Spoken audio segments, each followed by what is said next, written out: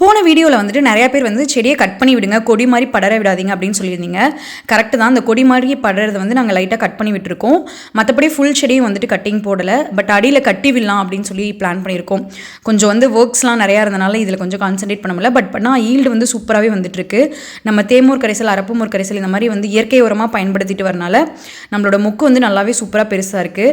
நான் அந்த தேமூர் கரைசல், அரப்புமூர் கரைசல் பண்ணுறப்ப மோர் பண்ணுற வீடியோ வந்து போட்டிருந்தேன். அப்போ அந்த மோர் மிஷினை பற்றி நிறையா பேர் வந்து வீடியோ கேட்டிருந்தீங்க.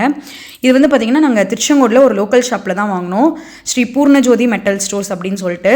நீங்கள் திருச்செங்கோடில் இருக்கீங்கன்னா உங்களுக்கு வந்து சின்னவங்கலியம்மன் கோயில் தெரியும், அந்த ஸ்ட்ரீட்டில் தான் வந்துட்டு அந்த லைனில் தான் வந்து இந்த கடை இருக்குது. நான் வந்து காண்டாக்ட் நம்பர் வந்து உங்களுக்கு நான் ஸ்க்ரீனில் கொடுக்குறேன். உங்களுக்கு வேணும்னா நீங்கள் இந்த கடையை காண்டாக்ட் பண்ணி கொரியர் பண்ணுவாங்களா என்னன்னு கேட்டுக்கோங்க. இல்லை நீங்கள் திருச்செங்கோடு இந்த சரௌண்டிங்கில் இருக்கீங்கன்னா நீங்கள் டேரெக்டாக கடையிலே போய் பர்ச்சேஸ் பண்ணிக்கலாம். இது வந்து வீட்டு யூஸ்க்கு வந்து ரொம்ப சூப்பராகவே இருக்கும். நம்ம ஸ்விட்ச் ஆன் பண்ணிவிட்டு ஒரு 5 to 10 மினிட்ஸில் வந்து நமக்கு இது ரெடி ஆயிடுது. ரொம்ப பர்சனலாக பார்த்திங்கன்னா ரொம்ப சூப்பராக இருக்குது. ரெகுலராகவே நீங்கள் மோர் குடிக்கிற ஆளாக இருந்துச்சுன்னா மிக்சியில் போட்டு கஷ்டப்படுறதுக்கு இந்த மிஷின் வந்து வாங்கிக்கலாம். ஒரு 10 மினிட்ஸ் விட்டோம்னாவே வெண்ணெய் வந்து நல்லா திரண்டு வந்துடுது. ஸோ உங்களுக்கு வேணும் அப்படின்னா இந்த நம்பரை காண்டாக்ட் பண்ணி நீங்கள் செக் பண்ணி பார்த்துக்கோங்க.